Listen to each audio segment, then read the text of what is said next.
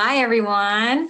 So this evening we have Victoria, who has been doing some pretty deep work, inner work on herself and learning how to transmute the traumas that she's experienced in life and learn to heal and share that gift with other people. So she's going to be speaking with us on that process and what kind of led her to her now. So whenever you're ready, Victoria, I super look forward to hearing all that you have to share.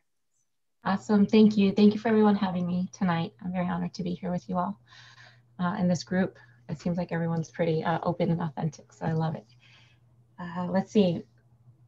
I currently have a daughter who's going to turn 21 in March, and maybe about 6 years ago, she started hanging around these bad influences, and I couldn't keep her home. She was running away and, using drugs. And so from having my hands tied, being so broken over and over again, I decided to see what I could do on my part. So I joined a parenting class and learned a lot, learned I didn't have to yell and continue the patterns that I grew up in. And from then on, anytime I was broken or feeling sad, I knew it was up to me to pick myself up and get back on my 2 feet. So I started Googling motivation, words that such, and I found all these motivational speakers, and I just really enjoyed everything they had to say and how they made me feel on the inside. And from experiencing that, I knew that everything I've been through, I can inspire others to get through whatever it is, whatever challenges they're facing. So my desire is to be that person, to be that role model, to set the example for those who have rough upbringings. Hi. Rough upbringings, that it's up to you to decide your future. You may not be able to control the circumstances, but you can control how you react to everything.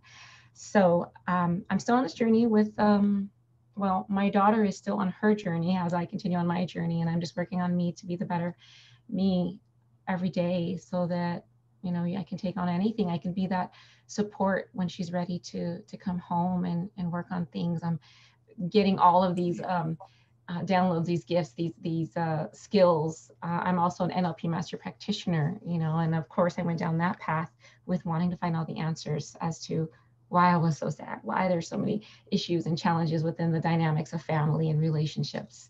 And so I've come a long way, and she was the catalyst, is the main point to get me where I was, to be a parent and have that taken from me, to not be able to be that loving mom that I desired to be. So with that being my mess, it's definitely been my message that I'm in control of my life, regardless if she's in it or not. I can only do what I can do. Victoria, I saw you mention something about when you realized that emotional pain was manifesting as physical pain in your body, and how there's a mother side to that and a father side to that. And I found that super interesting because it's something I've identified within myself. Can you share a little bit about that? Yes, definitely. I have a severe neck pain, and it flares up from time to time. Of course, as we know, when we go through traumas growing up, that energy, stays in there, that trauma stays in your body. And being raised without a mother, and my father not knowing how to discipline us other than hitting us, I was abused quite a bit, to where I had to fist fight my father back. And so I'm not sure if that physical trauma stayed in there due to me always blocking, or me having to, fight back. And just, this is the masculine side. So of course my neck bothers me so much from the right side. Our feminine side is our left side. And so I'm cool over here, but the right side, I have so much trauma that I carry to this day. And I've done so much work. I've even had a session with a shamanic healer, and we tried to release that. In my master practitioner course of NLP, we did something that's called pain paradigm, to where you can release a trauma in your body that's been hurting you, causing you a lot of pain, and we weren't able to release it then either. So according to my shamanic healer, there'll be one more trigger, and from that's, you know, one more trigger, it's going to occur, and then from then on I'll be able to release it. And in the meantime, I'm with this trauma. I've sat in many ceremonies, mushroom, ayahuasca, and now San Pedro this past weekend. And out of all of them, the one that's feminine is ayahuasca, the mushroom, the San Pedro, and I feel like I'm forgetting one, and peyote. Those are all masculine. So each and every time I sit in those ceremonies, I either ask the grandmother to get it out, you know, release that, or I ask the grandfathers, is what they refer to it as, for assistance in releasing that. And it's better little by little. As I do the work, the tension releases and it's not so tense. You know, I don't even clench my jaw. And of course, as you can imagine, clenching your jaw can affect the neck and the shoulder, which is where all of my trauma lies. Did that answer your question, Mallory? Yeah, for sure. Okay. What are some of, are there any kind of more breakthrough specific moments during your plant medicine experiences that you would like to share? Oh, did you freeze? It's been breaking up, but I hear you well. So any breakthrough moments through my plant medicine ceremonies? Not really pertaining to the neck. It does. I'm very present to the pain and the trauma still being there. It kind of flares up, and you know, gives me the idea that yeah, we're working on it. We're working on it little by little. But other than that, so many revelations. We'd be here all day. That's okay. Any that you want to share? For me, my experiences have been life-changing. I've been able to be in the shoes of my family members and or people in the past who have either done me wrong in some way. I've felt their pain. So I usually walk away from my ceremonies with so much compassion, empathy. It really gives you insight to the other person's feelings. With family, you know, we all have strained relationships within our families, and it really helps you not take anything personal from what happened in the past and who said this and that and what they did to you. And that just goes all around in general with any relationship you have, whether it's your ex-employees, your boss, your ex-husband, you know, boyfriend, girlfriend, or friends you're no longer with. It's just very, very eye-opening. You know, I highly recommend that everyone try it and sit with that sacred medicine, because it gives you a lot of messages, a lot of things that you wouldn't normally get, or it'll take you such a long time to get without it. Yeah. Wow. It just goes to show how powerful and healing forgiveness is. And it seems as though you've experienced a way to tap into that forgiveness element by way of the plants. What was the first plant medicine that you started with, and how did it kind of come to you?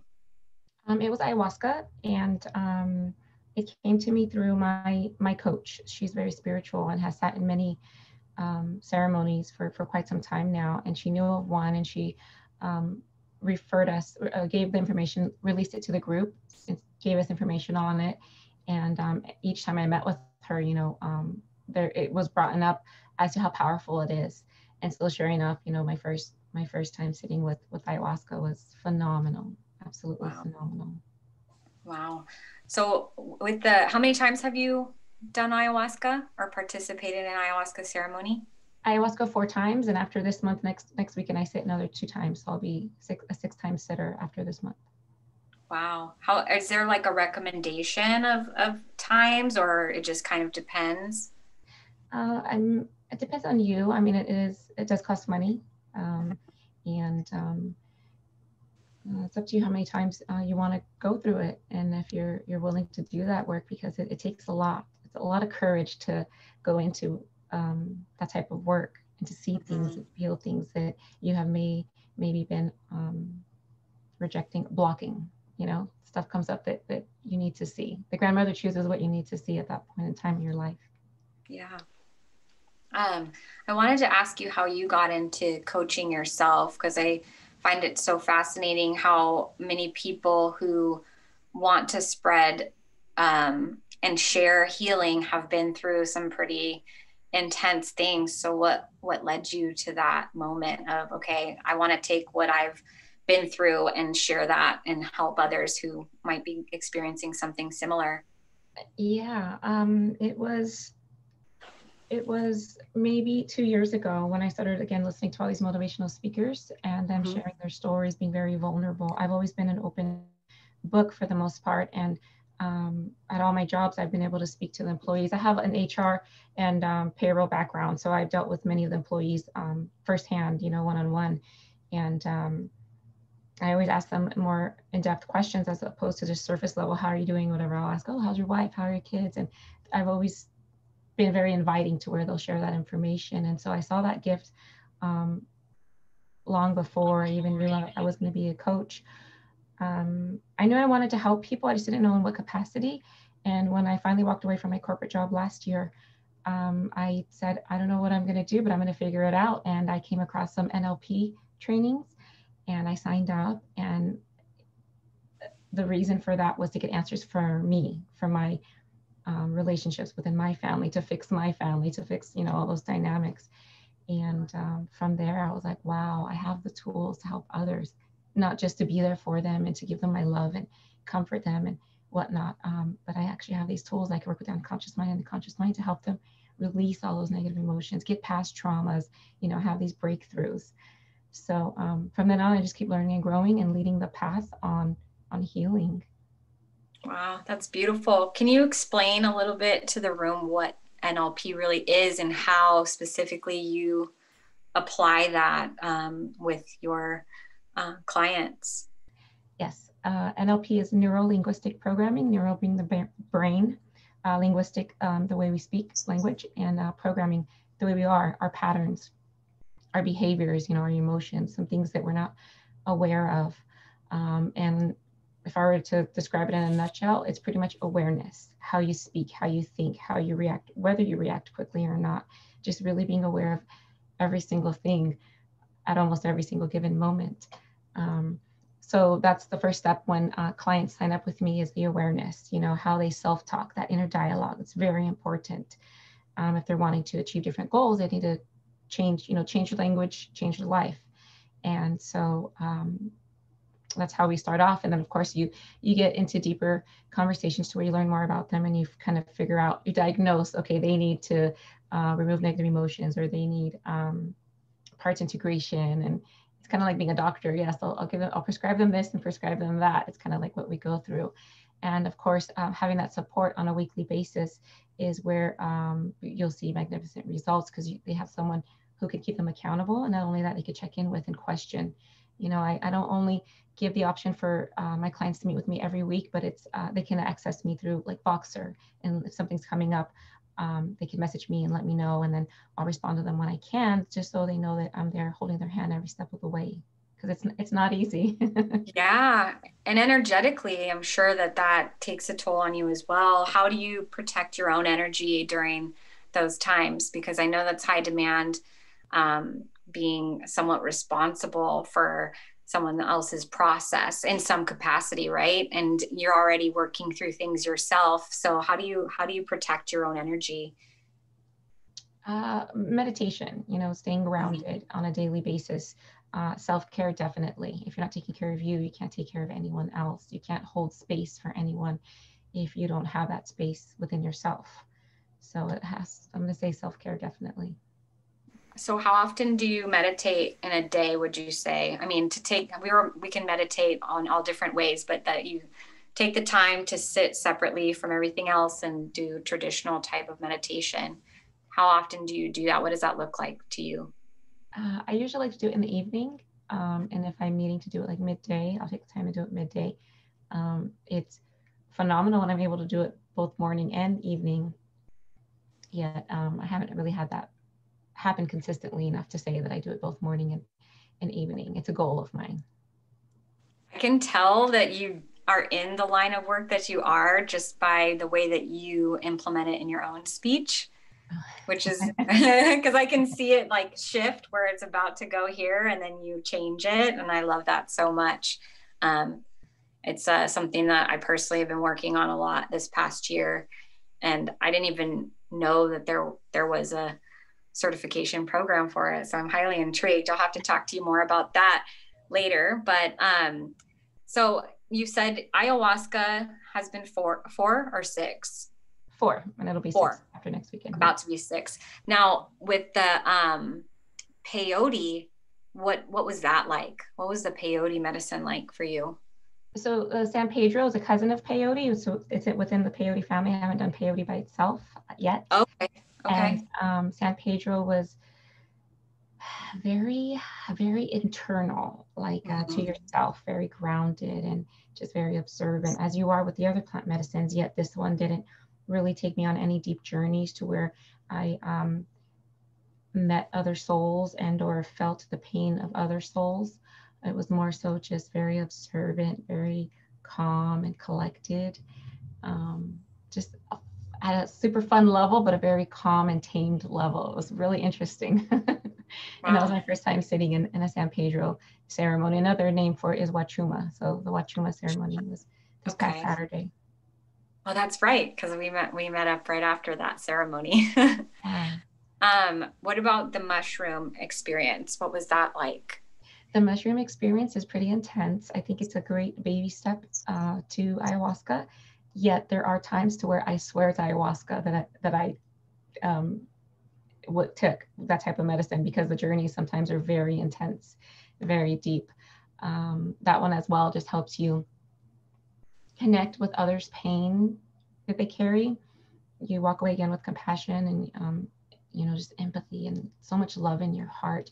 You can feel the energy with both ayahuasca and mushroom, the love that everyone has within the room, this quantum love. It's so amazing. It's kind of like you're connecting and talking to each and every one in the room without speaking. It's like, I see you. Oh, I have so much love for you. And yes. And with ayahuasca, you tend to purge. It's more expected to purge than it is with mushroom. And what I mean by purge, it could be in any way of throwing up, using the restroom, even yawning, a lot of sighs, deep breaths, like, and so you can tend to get a little restless with both mushroom and ayahuasca. Those are the more intense ones, but I would say ayahuasca is a little more intense than mushroom.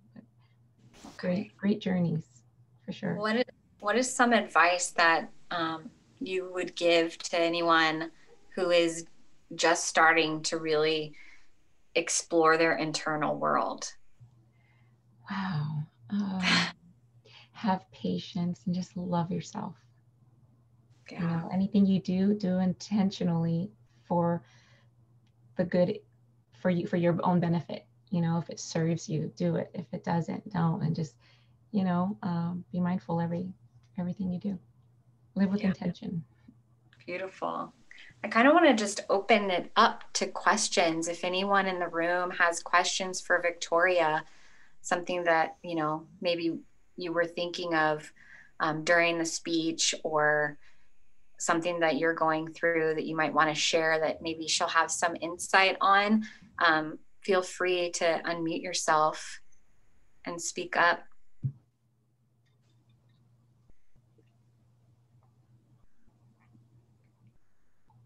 Nobody? I'll ask a question. Yay. How do you deal with triggers that come up for your traumas, like in the moment? You do taking a moment before reacting, for sure. Whenever I have emotions other than happiness and joy, and even actually I honor those beautiful emotions, but when I recognize something's triggering me, I sit with it and I'm just like, why is it triggering me? You kind of dig deep, am I projecting something? Is there something I need to look at here? And just thinking before reacting, for sure. I'd like to add something. Thank you, Victoria, for sharing. This has been a great of you to share with us, and I appreciate it.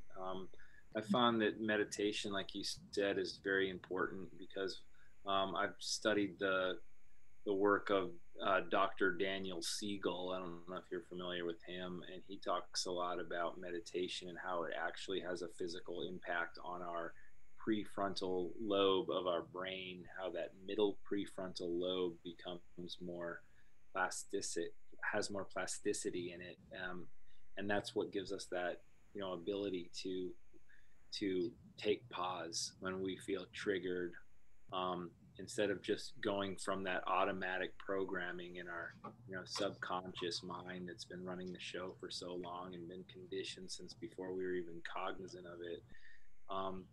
And when you said that about meditation, that really resonated. That really resonated with me. So thank you. Thank you. Yes, it's very, very important. It definitely is a game changer when it comes to any aspect of life. The meditation can be a key skill, tool to have in your pocket.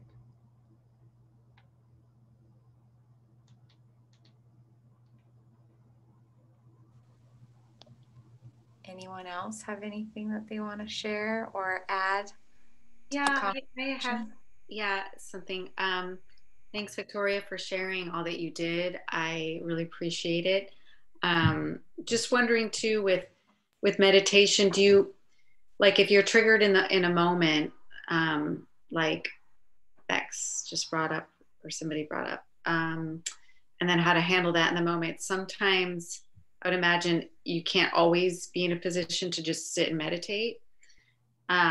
Personally, I found breath work to be amazing, because you can kind of do that anywhere, anytime, and not look like a weirdo. I mean, like, you know, if you're in a public situation, maybe you're even having like a panic attack or whatnot. Do you incorporate a lot of breath work? I just learned about breath work this year, and yes, it's amazing. Definitely, it's up to kind of more so the client what they're wanting to work with. But that would be definitely one thing that I would offer, because I have seen some amazing results from it. Yeah. Thank you for bringing that up. That's yeah, it's one I overlook a lot of the time. It's like I'm forgetting my own breath, and like even like how long you sigh and how long you take in your inhale. It's telling you kind of how you're processing life in that moment. It's been, I don't know, these are all new things I'm learning. They're really interesting. What's coming up for me right now when you mentioned that was the breath work, and even coming on here with you all, you any nervous moments or stressful or excitement, we'll say, I recognize that I'll tend to hold my breath up here in my shoulders, you know. And then so when you said that, I was like, release, Victoria. Oh, I was doing it too. I started to let sigh right after I said, I was like, yeah. And that again is I'm not sure if you would call it defense mechanism of when I'm like, I get in, you know, flight or flight, my shoulders go up. So thank you for reminding me. Yeah, good. You're welcome. Hi, Victoria. I have a question. In the beginning, you mentioned something about the right side being the male side and the left side being the feminine side, and how you feel your trauma, you feel the pain on your right side. And I can relate with that. But growing up, the conflict that I had was more with the mother's side. And when you said that, my pain is on the right side, you know, I feel the trauma is on the right side. What do you suggest, like what would be the first step to finding the root of that trauma or that pain? With educating myself on chakras, those have they play a key role in that as well. And with some of my chakras still needing work and are being severely blocked in the past, that will also trigger some neck pain. I want to say one that comes to mind is the root chakra. I'd have to look it up again to be specific, but it's yeah, even the the chakras being blocked would be another part of that. And I'm sure you can relate to whatever the symptoms it would list there. When you look it up, you'll be like, oh, okay, that resonates. That's how it was for me. Thank you. You're welcome.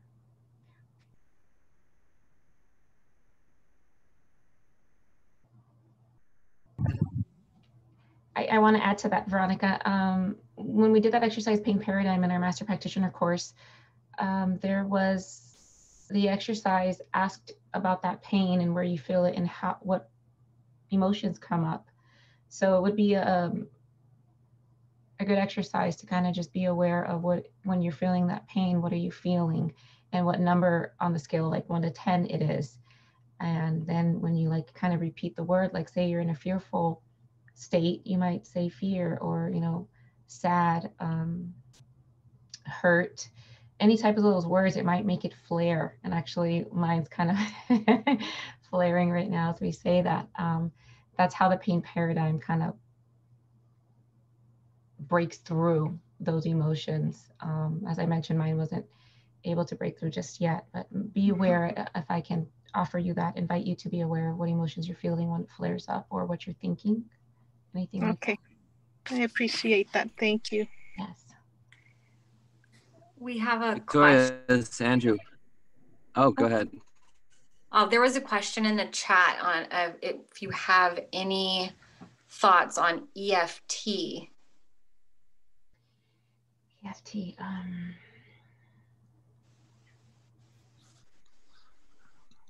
I'm not too familiar with EFT. It does ring a bell, but I can't really connect on what EFT stands for.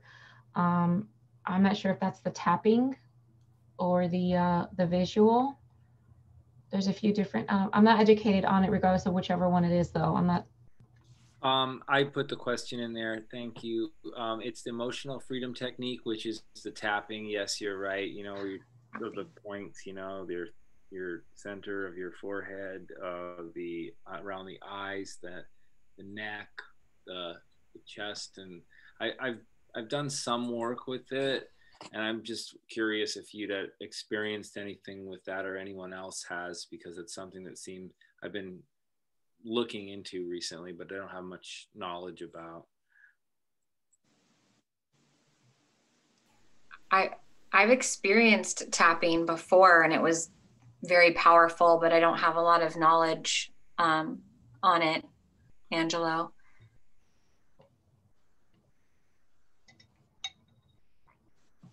How did it feel for you? I was tapped out pretty quick. I felt it pretty, you know, there's certain points like Victoria's saying in your body that, you know, you're somatically impacted by, you know, emotional or, you know, spiritual dimensions, I guess, for lack of better words. So I felt it a lot for me as a person who's a brain tumor survivor and is greatly affected by one hemisphere versus the other in the brain. My left brain is where I experienced a brain tumor, a pretty significant size glioma. And so my right body's been affected for quite a while. And when I don't know enough about I know the motor function of the different parts of the brain. There's other functions of the brain. I don't think the brain can be fully mapped out.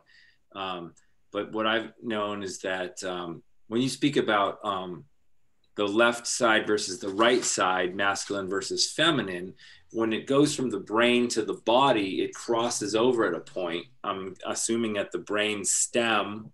How does that shift from masculine to feminine, to your knowledge, play out from, you know, say you're in the masculine brain, how does that manifest in the opposite side of the body? Or is it like the body one is like the left side yang and the right side of the brain yang, or how does that work? I know it's kind of a complicated question, but. Well, that's a great question, Angelo. I don't have the answer for it either. I'm so sorry. It's pretty incredible of how many tools there are out there that we can, you know, educate ourselves with. And yet at times I feel like I just want to learn everything and there's not enough time to learn it all.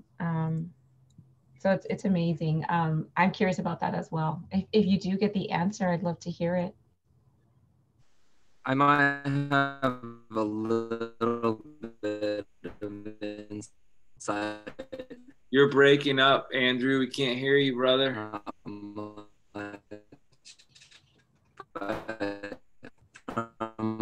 yogic perspective, if you're open. Angelo and Victoria and everyone. One more time, Andrew. It Oh, was really? breaking up.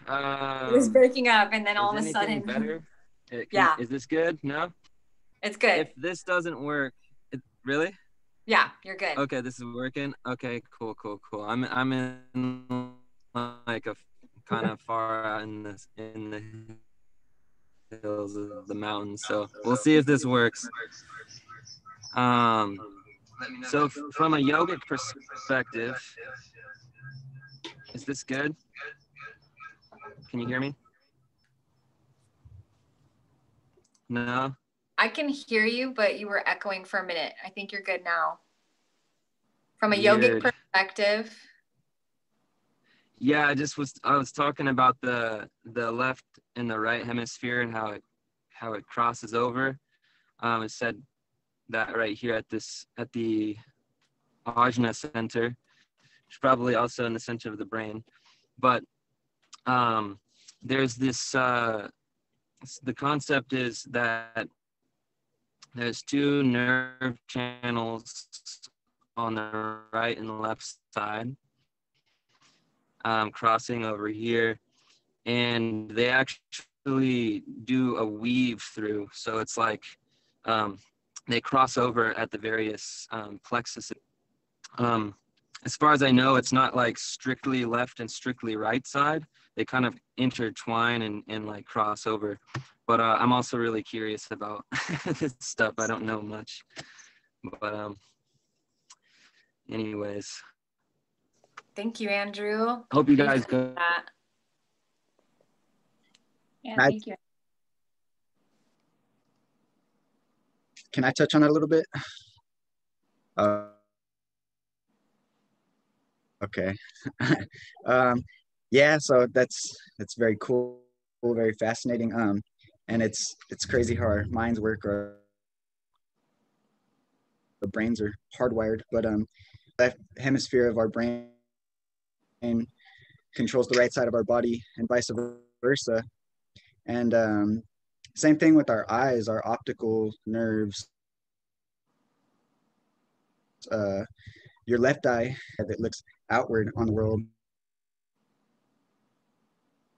And these are, you can kind of relate them to polarity, like a positive and a negative charge. So here, because it's all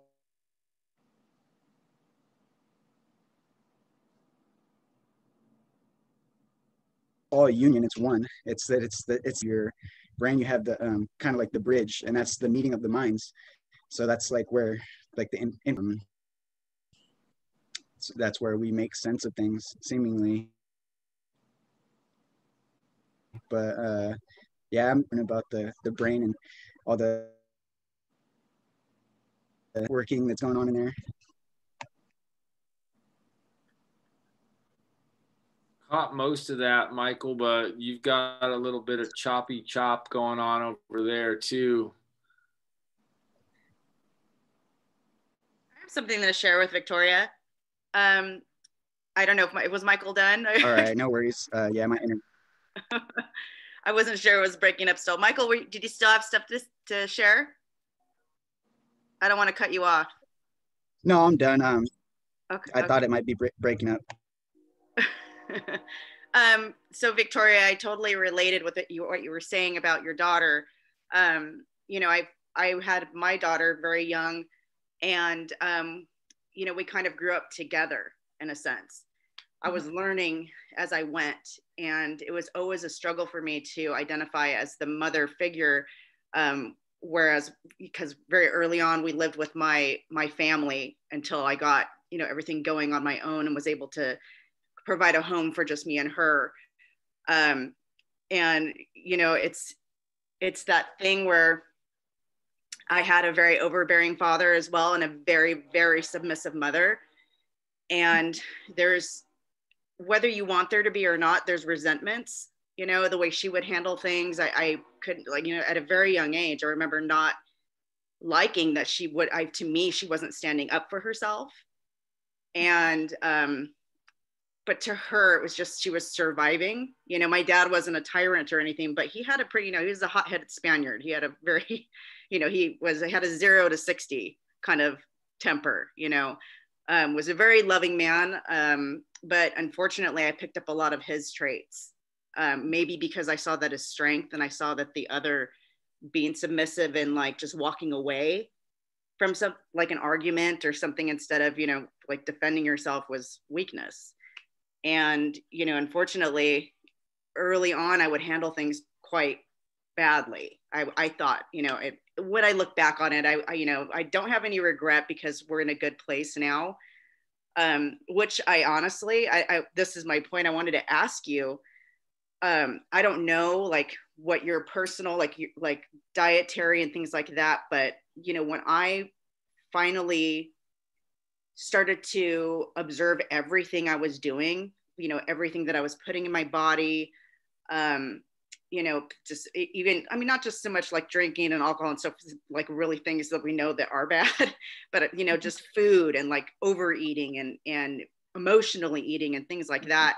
And once I started to cleanse the body, I noticed that things were more harmonious, and I didn't react as much as I did before. You know, it's like almost like things were cleaned out, you know. And through the process of doing, like, most of the group here knows that I went through, like, you know, some transformation even before I did the, you know, Purium stuff. But the test of it was, we had this incident where she wanted to move back to Texas with this boyfriend that was horrible. And my initial reaction was just to flip out because I couldn't believe that she wanted to do this. And I was like, I wanted to just grab her and go, "Are you insane?" And it's just fear, you know, because it wasn't anger, but it was manifesting as anger. And I just had to take it, you know. I just told her, I said, I need you to leave the room for a minute, and I'm going to just gather myself. And I did that. I thought about it, like, where is this coming from? You know, what's really bothering me? And it's for her, the fear for her life. I didn't want her to be in a situation where I couldn't help her, you know? And so I felt helpless. I felt out of control. And I started thinking about that, of when what else did I feel helpless and out of control, you know? Mm-hmm. So she brought me back to a state of, like, in my childhood, where I felt like I can't do anything to protect this woman from this man who was going bananas, throwing stuff for no reason, you know.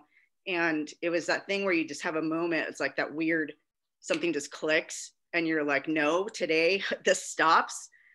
And I just, you know, you gather it. And I remember just telling her, I remember just letting her see me. Just, I broke down. I said, I'm just scared. That's all, you know. And she understood. And then she felt remorse. She was like, okay, maybe I am doing something bad if my mom's really this scared. And it actually made her think about what she was doing. So it was a very powerful moment of just like, okay, maybe I do have the power to change the course of not only my history, you know, moving forward and erasing some bad stuff from the past. Maybe I can still help my mother with some stuff, because I'm sure she's harboring it, and then also change her future, you know, maybe guide her towards that. But I was wondering if that was a thing that you did too. Like, did you change not only emotionally, but did you change like your habits of all across the board? I've always been a conscious eater. Short story, I had a little fear in my younger years of like being heavy. So I always knew that, you know, once my weight was packing on, I would, okay, slow down, or don't eat this, don't eat that. And I actually, with growing up without a mom, everyone was teenagers my age were watching music videos while I was watching cook channels. And I really enjoyed, since an early age, knowing the benefits of each food. So the nutrition part, it was always there with me. Of course, I'd stray from it from time to time. I have heard of, if Purium's the same thing that Mallory was talking about, I'm so anxious to try that. It was more just the awareness. I guess mine was maybe, I'm not sure if this is correct, but the reverse of that. I got the awareness first, you know, with having my nutritious background already. And then now I'm kind of on this path where I'm like, do I want to keep eating animal or not? And I've reduced it significantly, but that's where I'm kind of in a toggle. So I see myself eating it less. I'm not sure if that helps answer your question, but when it comes to eating like animal product, that's something I'm going through, discovering. Yeah, thank you for sharing. Yeah, I mean, that was just one thing that I remember. I think it's just kind of like when you feel out of control, I guess you just pick something to focus on and start there. And I think that's what I did with food. You know, it was like that thing. I was like, okay, the one thing I could control is my weight and my health and all that stuff. For the most part, thank God, I was able to change what was going on. You know, I know some people aren't as fortunate, and I realize that, but yeah, it's just, it's remarkable. I heard that from this person, not to take up everybody's time, but that we trap trauma in the body, right? So that also has, when you're going through this transformation and you're burning these fat cells and so forth. I remember doing that, just all of a sudden just being in the kitchen and going, just, why am I crying? Like, just ridiculous of cutting cucumbers. You know, it's like, what's going on? Yeah. It's interesting. Those are beautiful. The food, though, it does cause you to be foggy, you know, very, I can't think of a better word than to say brain fog, you know, the junk food and messing with our hormone imbalances, are just all of that. So that's very important, you know, along any journey, to be aware of those things, eating intentionally, of what you're putting into your body. JL, that was, I can relate to you big time with the whole changing what I ate being something that I felt I could actually control. And it was something that I just didn't really care about. That was such a reflection of how I felt about myself. So that was a pivotal thing for me in my growth. And I let go of a lot of anger and resentment through my food journey too. So I relate to you a lot on that. Thank you for sharing. I also want to say that I had this feeling that like food was what we needed for so long to be healthy. And I was always told that I was too thin, and I was, you know, vegan for a long time, 18 years I was vegan. And now I'm pretty much 98% vegan. I'd say I eat like a very small amount of seafood, but anyways, intermittent fasting really brought me back in touch with and fasting also, but intermittent fasting daily is what really brought me back to that energy that I felt. I felt like eating food in the way that I was eating it. Like I thought eating small amounts throughout the day was something that was going to change me. And I realized that I've never felt more energized than I do in the morning after a prolonged, you know, fast. Like I'd say somewhere around 12 o'clock in the afternoon before I've eaten. I'm not quite to that point where I'm really like starting to lose energy, but that early like autophagy phase, I feel like my mind is so clear. I feel so on point. And I think that's the clearest I ever feel in my day, is in that point at the end, towards the end of my fast. I don't know if anyone else has felt that, but I've noticed that lately, especially. Was your fast 24-hour fast or longer than that? Well, I'm just talking about my daily intermittent fasting. Oh, fasting. Okay, got it. I usually stop eating at 7 o'clock at night, and usually begin again at 11. Usually I'll have like a shake or something. I won't go straight in for breakfast. I used to do that. But usually if I go even longer, like say into like noon, I really like have all this energy and mental clarity. And this is something that I've realized recently. It used to be that for a while, it took some getting used to, because at first, if I would go 24 hours without food, I thought I was going to die. And I wasn't, but it was like the ghrelin hormone in my stomach or something was affecting me in a way that I thought that I was just not going to make it. And now it's like, I know I can go 48 hours easily and be okay. I'll be hungry, but not to the point where I feel like I'm going to die. I mean, 72-hour fast I've done, that's pushing it. because I still take one medication for epilepsy that I haven't been able to get off of yet.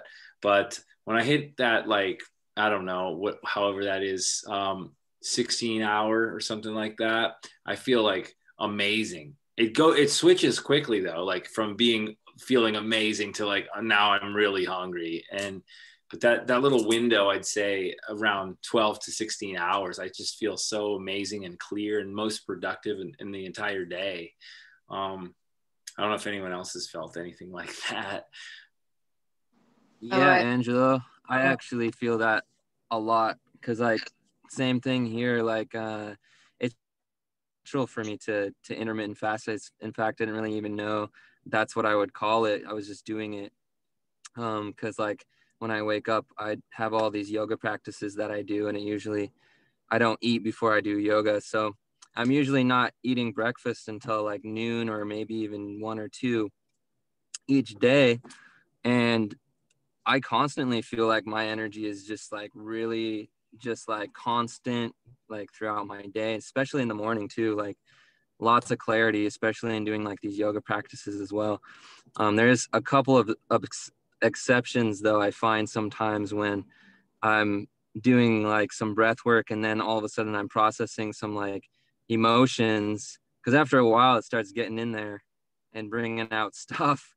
And then it's not always that I have all this energy. Sometimes something hits me and I'm like, whoa, I gotta take a nap. But for the most part, yeah, I experience that myself too. Can I add something?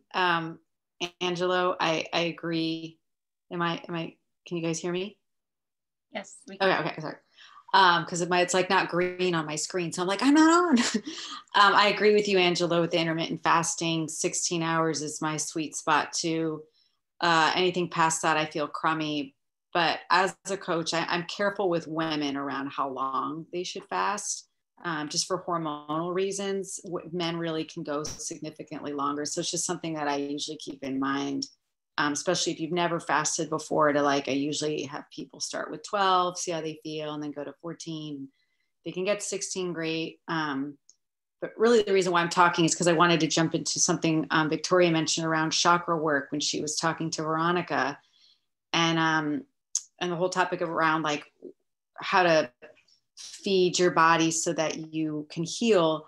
And something Mallory and I are kind of experimenting with is, she and I both have a friend who's helping us with our chakras, but also eating foods that help with the blocked chakras. Like my chakra apparently is my third eye and my throat. And so now I have a new necklace with the crystal on there, but I'm also eating more blue and purple and indigo type foods to kind of help with that. And experimenting with that. And I know you, Mallory, you were eating more root type vegetables. And so that's kind of neat. Something that I had never really experimented with before. And, Victoria, I don't know if you've ever done that yourself. So, no, just, the more plants I eat and the more fruits, actually, I would have digestive issues. So I incorporated a lot of more wet fruit into my diet, which I was always so scared to eat before because it was so high in sugar, grapes and watermelon and honeydew. I was like, oh my God, high in sugar, don't eat it. And now my digestive system is just like awesome. Yeah. So are you saying that you've started eating colors of those chakras that you're needing? Right. Yeah. Okay. I mean, this friend of mine's an amazing energy healer, or super tapped in, and he was just making that suggestion. And yes, of course we should eat the rainbow, right? Because we want the flow. But if we have a particular area that's blocked, it's like, it doesn't hurt to maybe just eat more of that. Like if it's a safe, we'll eat more oranges or squash or what have you. But yeah. I notice I eat a lot of greens naturally, and I've been told my heart chakra is really large. So I'm like, oh, that's interesting. I eat a lot of greens. So, yeah. Veronica, I will send you the information that I got on foods that are, you could probably Google it, but I'll just send it to you. I'll send it to you. Thank you. For sure. And JL, I think you asked about the same thing. I can send it to you as well. Yeah, I'd love that. I was over here getting blown away when you were saying that. I'm like, wait, what? Yeah. Okay, I need to go to the store right now. Yeah. I was blasting off heavily in my crown and my third eye, and I had some meditation and energy work done with the friend that she was speaking of, and he sent me this chart, and intuitively I happened to be eating something that was related to the solar plexus, was where I was living up here, so I was like working my way down to get grounded again. So it does help. I mean, as long as you're doing it with intention, obviously, like anything else. Can I ask Mallory, was it you speaking on what did you say? What's the cutoff time that you would recommend for women fasting? Because like right now at 7, I'm going to hit my 24-hour fast. I'm actually fasting today. Oh, Marley. Yeah, that's a question. Oh, Marley. Okay. Mm-hmm. Are you there still, Marley? Did she go? Marley. She's unmuting. Sorry, your question was when to start or when to stop. I fast for 24 hours, maybe 3 times a month, if not 4. Oh, well, if you're doing it for spiritual reasons, that's your, kind of spiritual healing. It can also help heal the body. That's fine. I mean, if you're feeling okay, go for it. I know that for some women, I've coached some women where they started doing it and they stopped getting a menstrual cycle. And so I don't know if your question is when to stop. Sorry, I didn't understand. Yeah. So 24 hours. My goal is to make it to 48 hours. Yeah. I'll probably go to 36 first before going to full on 48. But what's the, you shouldn't pass amount? Oh, I don't think you should go past 4 or 5 days for sure. Oh, you'll hit ketosis, I think, on your 3rd day. I don't know. Angelo probably knows a lot more about that. I've honestly never gone past 24 hours. Yeah. I don't foresee me going that far to 3 or 4 days yet. So I'm good. Yeah. Wow. Depends on a lot of different variables based on your own eating habits at the time, your own natural metabolism, your body type, there's a lot of variables. I always say, listen to your body and then push yourself a little bit beyond, because usually there's a sign, then that's a hermetic stressor saying, we don't want this, like breath work or like anything, like cold water exposure. Your body's going to say, I don't want this anymore. That's not when your body's in a danger zone. It's just your body warning you usually that something's going on. Usually you push it a little bit further than that, but I wouldn't get too caught up in the numbers of how many hours, because it's all about, you're not worried about getting a record or it's all about quality, not quantity. You know what I mean? So I think that when you feel like it's enough, you're going to know it, and your body's going to be like, okay, it's enough. I need to stop. Because I tried to do a 72-hour one recently, and I was at 61 hours, and I'm like, no, I'm done. My body just knew I was done, and that's cool. Awesome. Good job on that. It's an accomplishment, 61 hours for sure. Yeah. There's a great book by our friend Mallory and I, and some other people in here, friends with our friend Dan Vadney, and he has a book called Fast Start, and it's all about the 72-hour autophagy fast. So it's got really great pointers. There's things that you can actually eat, like herbal teas and things of that nature, which you can stay in an autophagy state while you're still consuming these things. So he has these blends that he has with shilajit and cinnamon and other herbs and nopal cactus and things like that. So you can maintain autophagy, and maybe you don't think of it as fasting, but it's still giving you the benefits of autophagy, which I think is the point of fasting, is that you're, doing away with those cells in your body that are less optimal for you to function, cognitively and just all around physically. Amazing.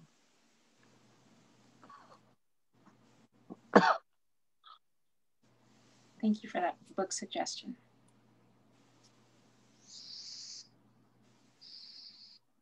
Anybody else have anything to add or ask or anything? Hello, everyone. My name is Lance. This is my first Zoom meeting actually ever. So thank you, Mallory, for inviting me here. Honestly, I was a bit skeptical at first. However, this is honestly a beautiful and pleasant surprise. So thank you all for doing this. It's not very frequent when a group of people who do nothing but try to share with each other and ask for nothing in return. So that's pretty cool. So I will definitely be a part of these in the future. Thank you, Lance. Thank you so much for taking a chance to experience this. It's appreciated. Oh.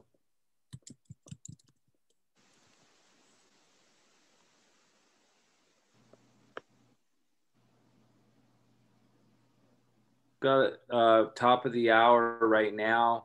If anyone is burning to share anything, step up to the mic. Otherwise, I think we're going to wrap it up because it's the hour. We want to respect the time of our guest, Victoria. Thank you so very much for joining us today. It's been a real honor to connect with you in this group.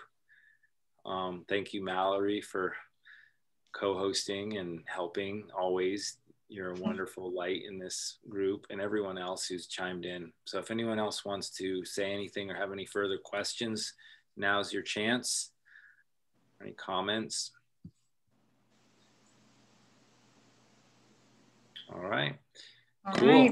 I just have a comment of saying to be more patient with ourselves, because I feel like I'm receiving new messages that I just didn't see. And so I just want to bring the message of being more patient with ourselves. Yeah. Thank you, America. Thank you, America. You're welcome. Thank you, everybody. Thank you so much for participating in this experience, sharing, listening. Love you all so much. Thank you. Wow.